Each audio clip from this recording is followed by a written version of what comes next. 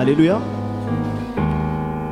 Nous allons parler en ce jour de l'alliance. Amen, amen. L'alliance. Amen. Lorsque j'ai cherché la définition du mot alliance, voici ce que j'ai trouvé. L'alliance est une union contractée par deux engagements mutuels. Par un engagement mutuel, pardon. Ça, c'est la première des définitions. La seconde, c'est un pacte avec Dieu dans la religion juive, l'arche de l'alliance. Dans la troisième définition, dans le dictionnaire Universalis, on nous dit nom donné dans la Bible à des contrats, à des promesses ou accords passés en forme rituelle et solennelle entre Dieu et des individus, entre Dieu et Israël, entre plusieurs individus. Ces alliances sont sanctionnées par un serment. Amen.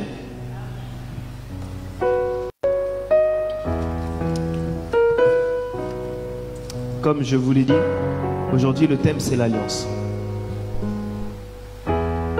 Nous allons donc ouvrir nos Bibles dans Genèse au chapitre 9, du verset 1 au verset 13. Je vais demander à notre sœur Elisha de lire. Je lis de la part du Seigneur. Dieu bénit Noé et ses fils et leur dit: soyez féconds, multipliez et remplissez la terre. Vous serez un sujet de crainte et d'effroi pour tous les animaux de la terre, pour tous les oiseaux du ciel, pour tous ceux qui se meuvent sur la terre et pour tous les poissons de la mer. Ils sont livrés entre vos mains. Tout ce qui se meut et qui vit vous servira de nourriture. Je vous donne tout cela comme l'herbe verte. Seulement, vous ne mangerez point de chair avec son âme, avec son sang. Sachez-le aussi, je recommanderai le sang de vos âmes, je le recommanderai à tout animal, et je redemanderai l'âme de l'homme à l'homme qui est son frère. Si quelqu'un verse le sang de l'homme, par l'homme, son sang sera versé, car Dieu a fait l'homme à son image. Et vous, soyez féconds et multipliez, répandez-vous sur la terre et multipliez sur la terre. Dieu parla encore à Noé et à ses fils avec lui en disant: voici, j'établis mon alliance avec vous, avec votre prospérité après vous, avec tous les êtres vivants qui sont avec vous, tant les animaux que le bétail et tous les animaux de la terre, soit avec tous ceux qui sont sortis de l'arche, soit avec tous les animaux de la terre. J'établis mon alliance avec vous, aucune chair ne sera plus exterminée par les eaux du déluge, et il n'y aura plus de déluge pour détruire la terre. Et Dieu dit: c'est ici le signe de l'alliance que j'établis entre moi et vous et tous les êtres vivants qui sont avec vous pour les générations à toujours. J'ai placé mon arc dans la nuit et il servira de signe d'alliance entre moi et la terre. Amen. Amen. Dans le texte que nous lisons en ce jour dans le livre de Genèse, nous avons donc Noé et ses enfants, suite au déluge, qu'ils reçoivent des instructions, des ordonnances. Et dans la définition de ce que nous avons lu tout à l'heure dans Universalis, on nous disait que une alliance, c'est un nom donné à des contrats, à des promesses ou accords passés. Forme rituelle et solennelle entre Dieu et des individus. Amen. Donc, dans la première partie de ce début de chapitre, du verset 1 au verset 12, nous voyons que dans la première partie, Dieu donne un ordre. Il fait comprendre à ce peuple que voici ce que je vous donne seulement. Si vous voulez que cela s'accomplisse, faites ceci. Amen. Si Dieu nous parle de l'alliance, c'est pour que nous puissions comprendre en fait et que nous ayons une vision élargie de ce que représente l'alliance. Parce que bien souvent nous sommes seulement dans le bénéfice.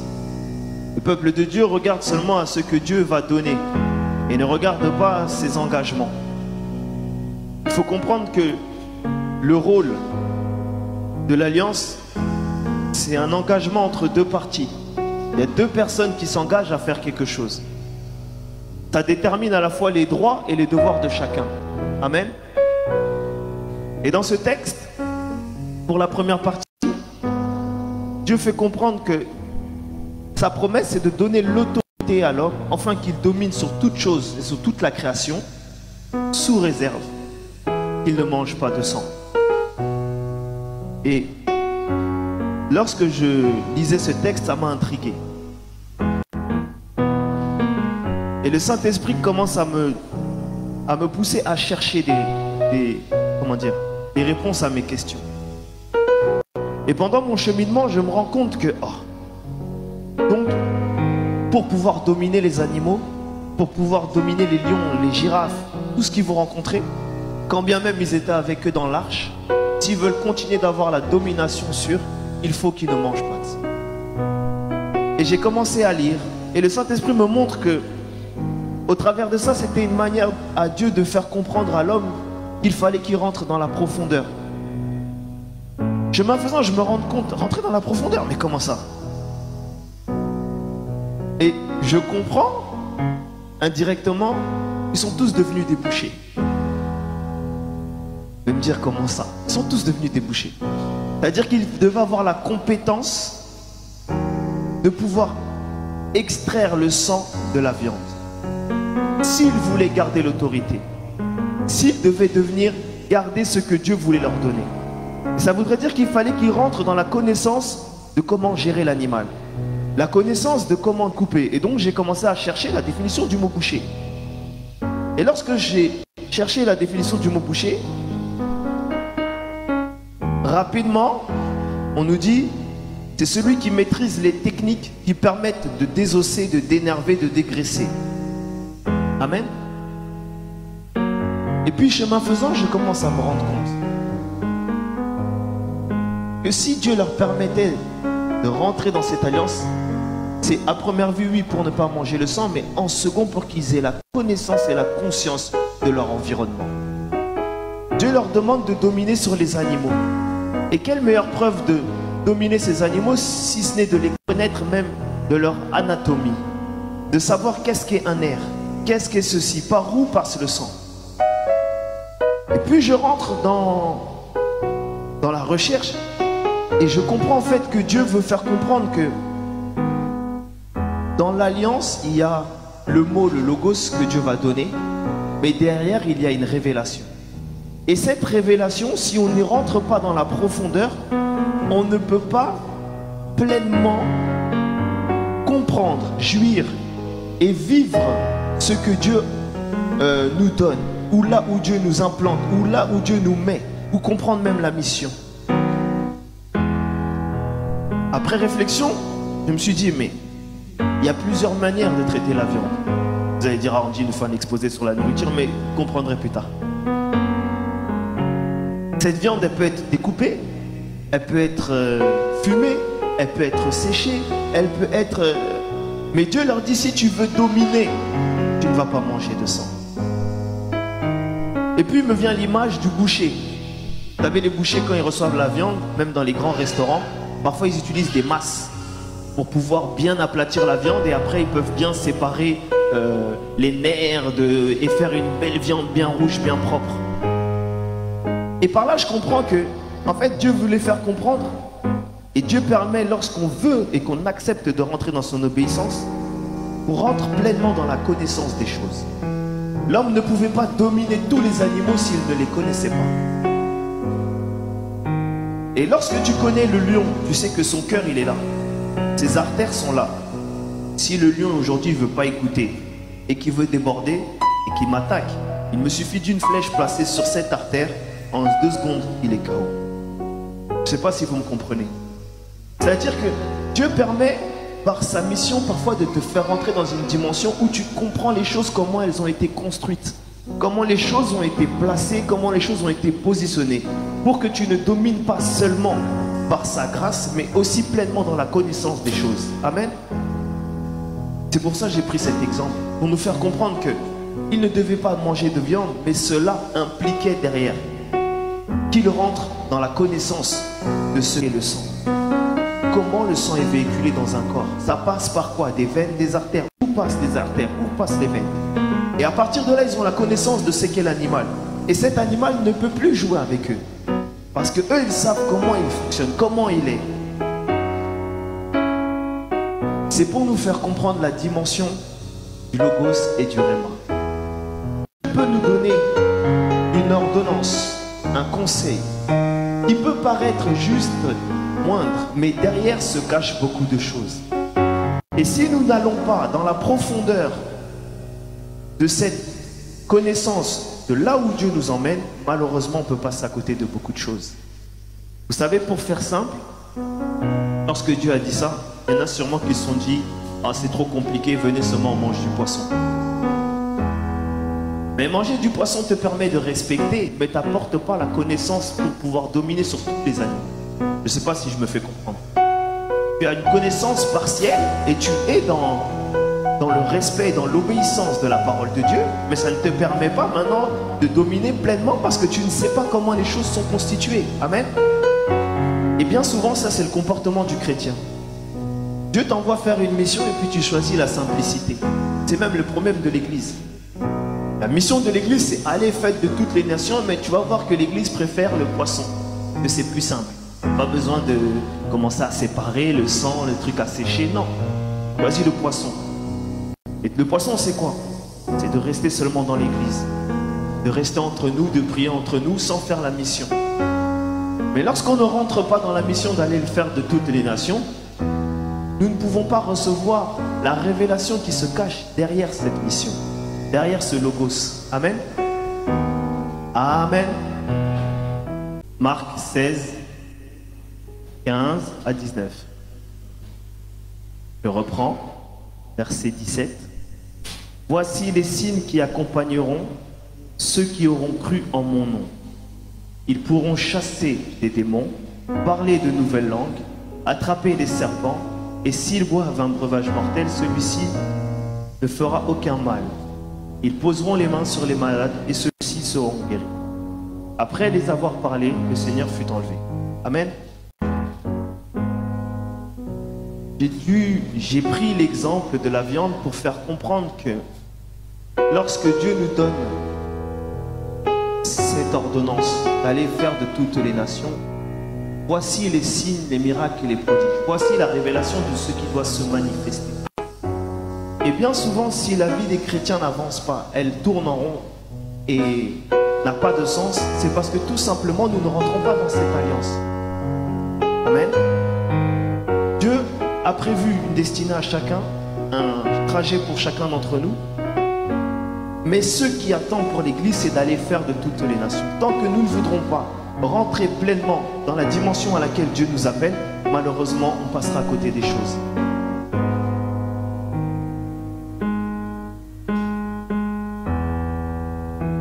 Aujourd'hui, vous verrez qu'il y a beaucoup de gens qui se posent des questions, mais moi j'ai l'impression que ma vie elle tourne en rond. J'ai l'impression que c'est toujours la même chose. Ma vie n'a pas de sens. Je ne comprends pas. Pourtant, je connais Dieu. Pourtant ceci, mais ça n'avance pas. Le message d'aujourd'hui, c'est tout simplement de revenir au premier amour.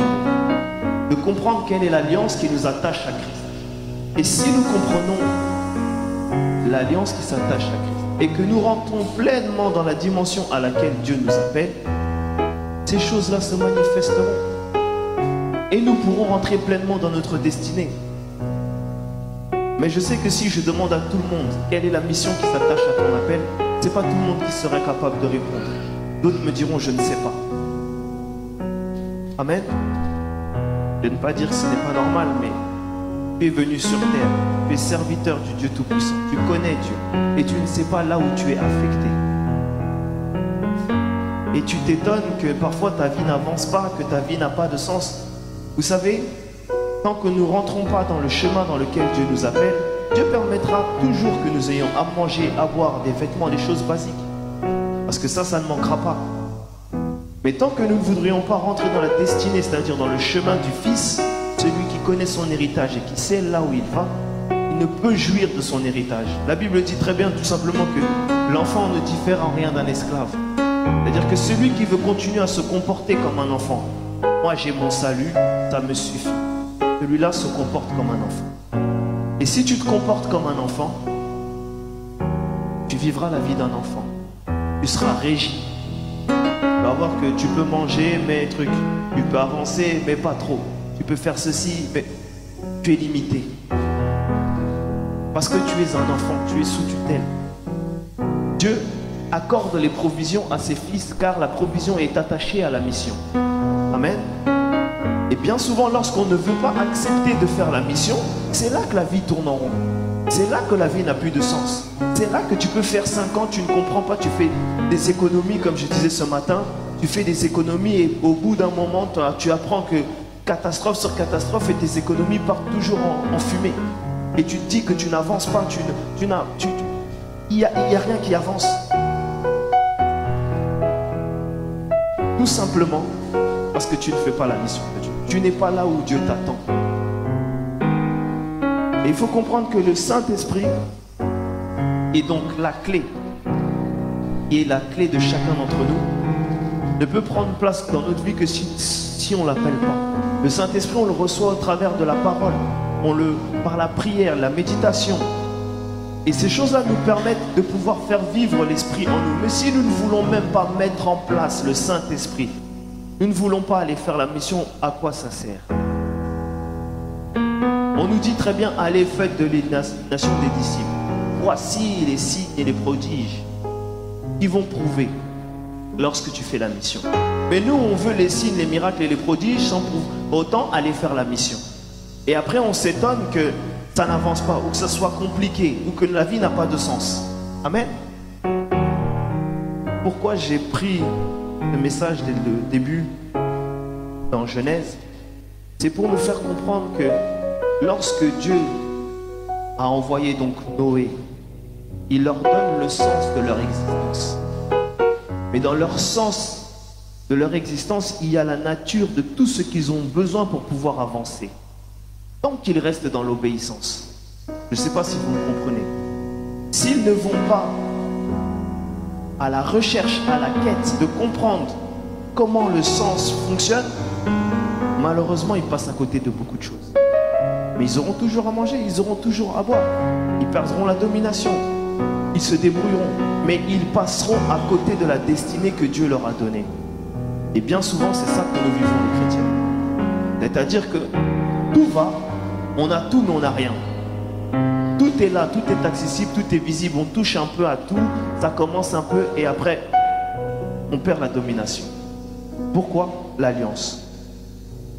Parce que comme dit la Bible, seul, mais seulement si tu. Et le problème, c'est que le peuple de Dieu arrive à un niveau où il ne connaît même pas les mais si, les seulement. Parce qu'il faut s'attacher à la parole.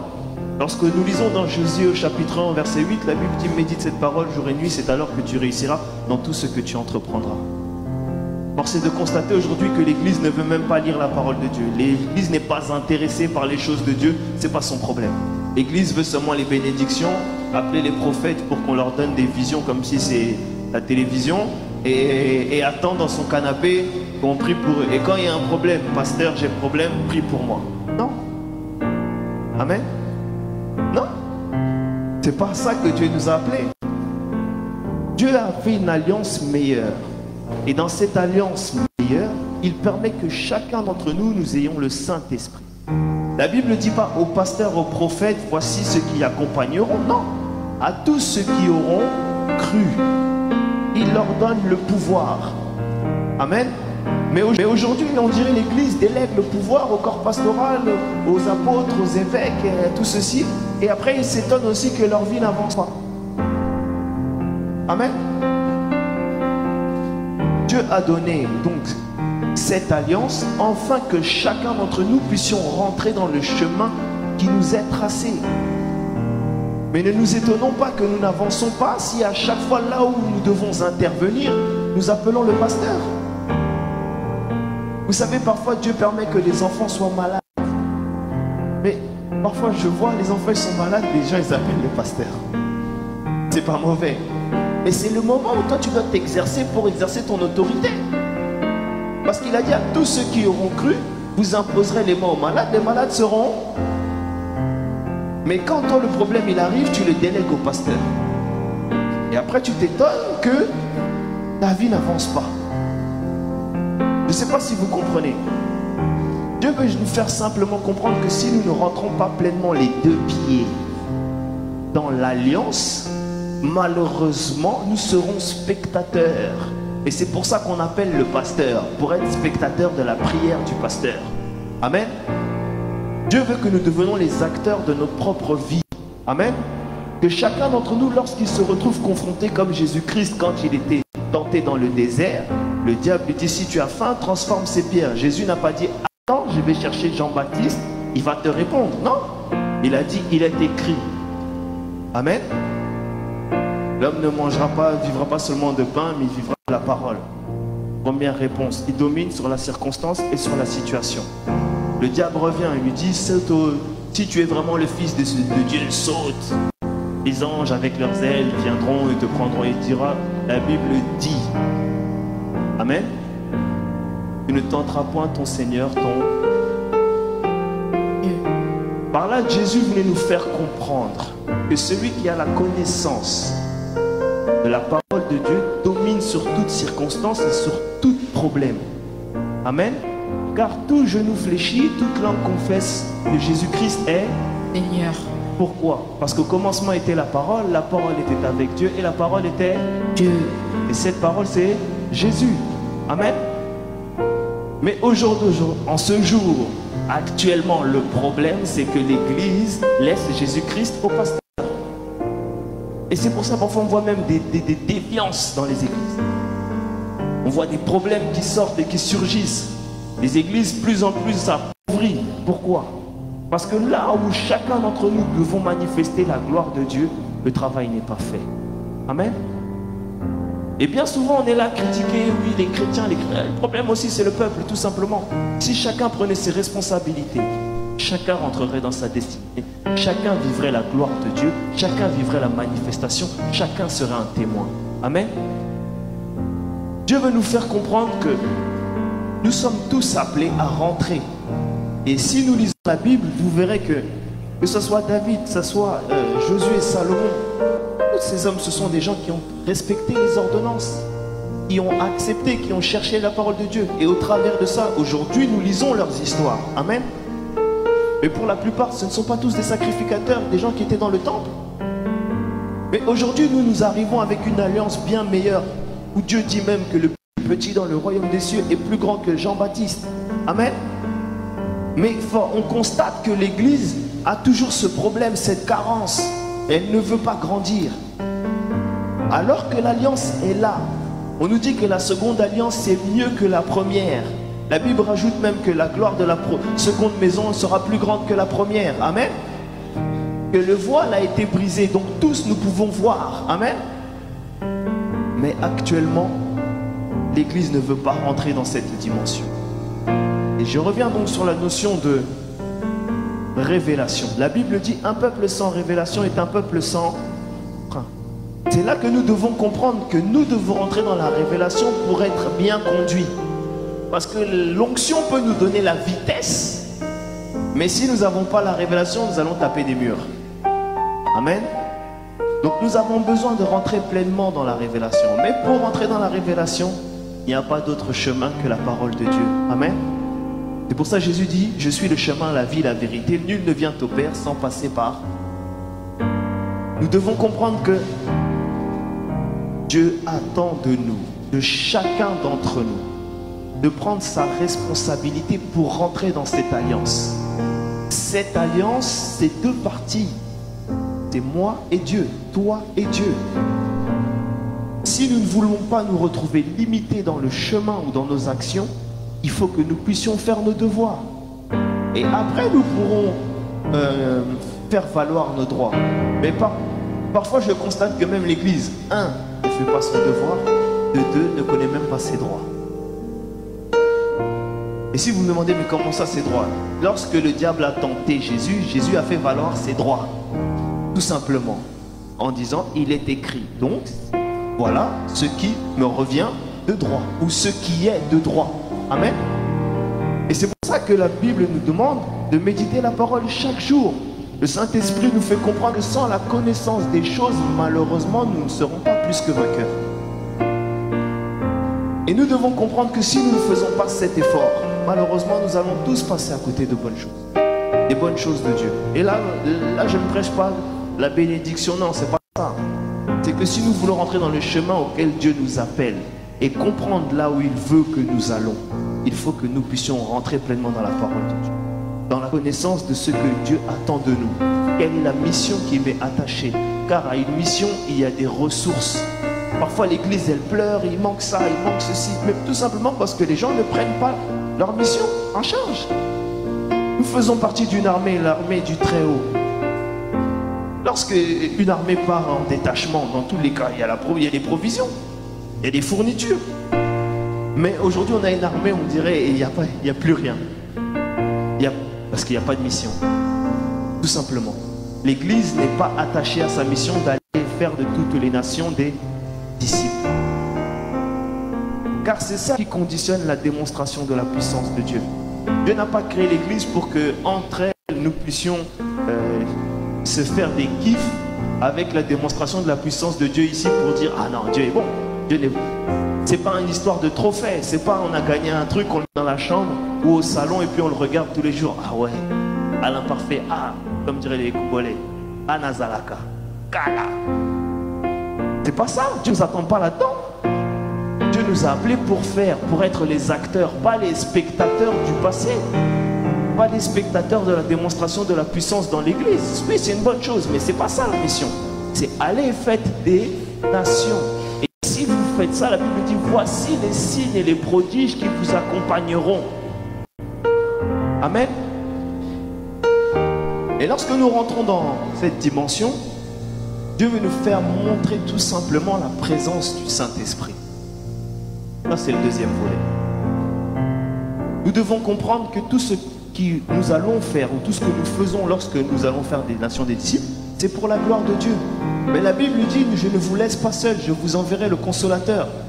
Et le Saint-Esprit, c'est la personne qui est là pour manifester les miracles, pour manifester les signes, les prodiges. Amen. Si tant est que nous ayons la foi. Amen. La Bible dit, si tu as la foi aussi petite qu'un grain de sénévé, tu dis à cette montagne, déplace-toi, jette-toi dans la mer, tu le verras s'accomplir. Au jour d'aujourd'hui, parfois, il y a des problèmes qui font la taille de chewing-gum. On n'est pas capable de lui dire, jette-toi dans la poubelle. Parce qu'il n'y a pas la foi. Parce qu'il n'y a pas la connaissance de nos droits. Il n'y a pas la connaissance de ce que Dieu peut faire pour nous, quelle est la circonstance qui s'attache à mon appel.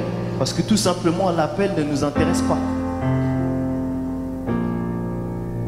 Dieu veut nous faire comprendre que si nous ne prenons pas au sérieux l'alliance, c'est le néant. Nous vivrons comme des bébés, nous aurons à manger, nous aurons à boire. C'est un bébé. Et donc papa aussi pourvoit à manger, à boire, aux habits.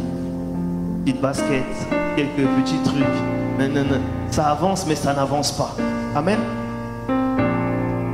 Dieu veut nous faire comprendre que nous devons grandir et prendre au sérieux l'alliance. Parce que si nous ne le faisons pas, malheureusement, nous allons passer à côté des grandes choses.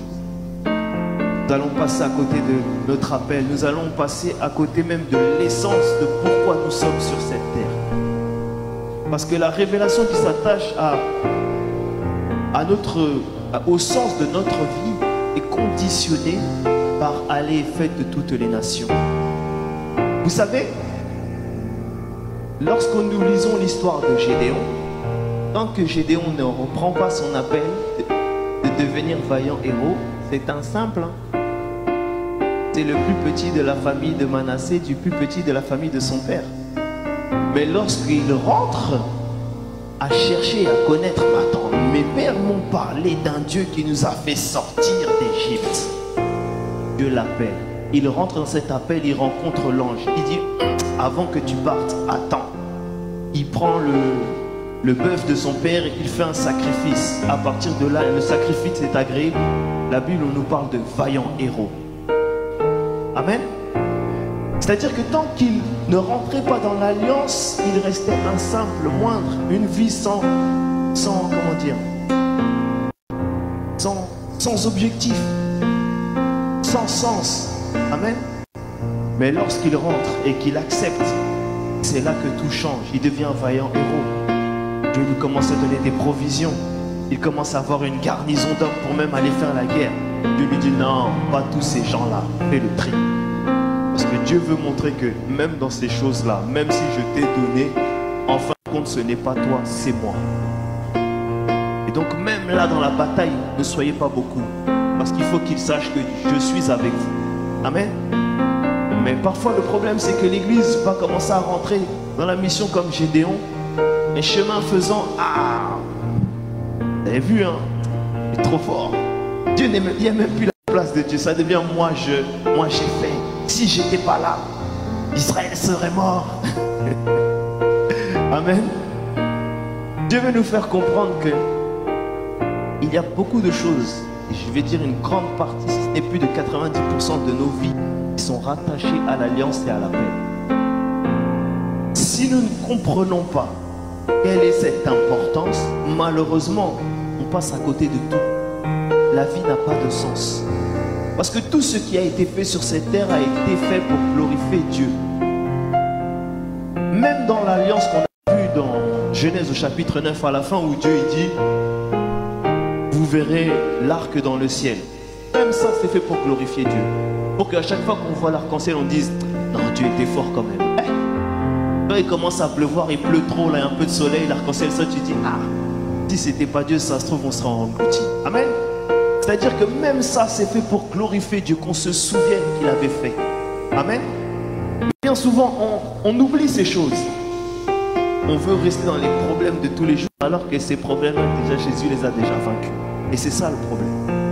Nous n'avons plus connaissance de notre identité, de qui nous sommes, là où nous sommes appelés, de ce que nous devons faire. Là, on commence à regarder aux choses de ce monde. Pourtant, la parole nous dit, très bien, ne vous conformez pas au siècle présent, soyez renouvelés. Amen. Mais non, nous on commence à être dans l'essence, dans la vue. Oui, ceci, cela. Oh, ma famille m'a fait ça. Non, mais lui il m'a fait ça. Nanani, nanana. Et on se retrouve bloqué.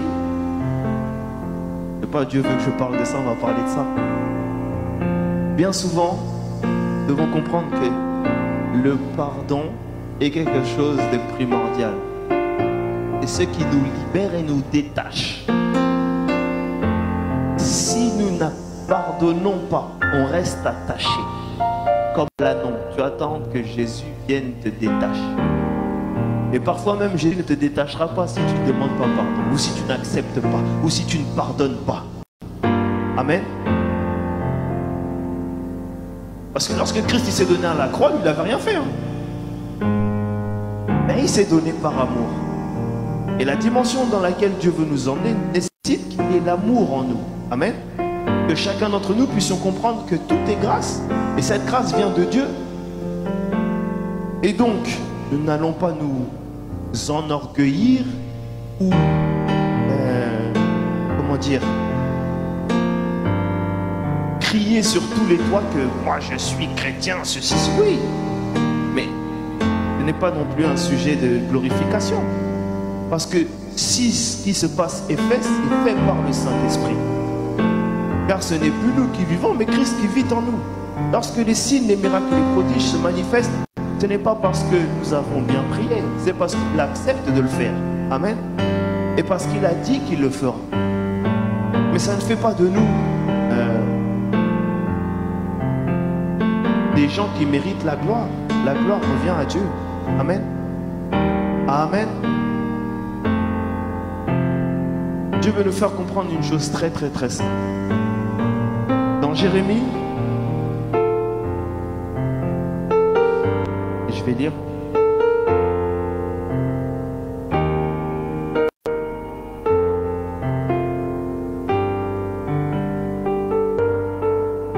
Jérémie 31, du verset 31 à 34. Jérémie chapitre 31, du verset 31 à 34.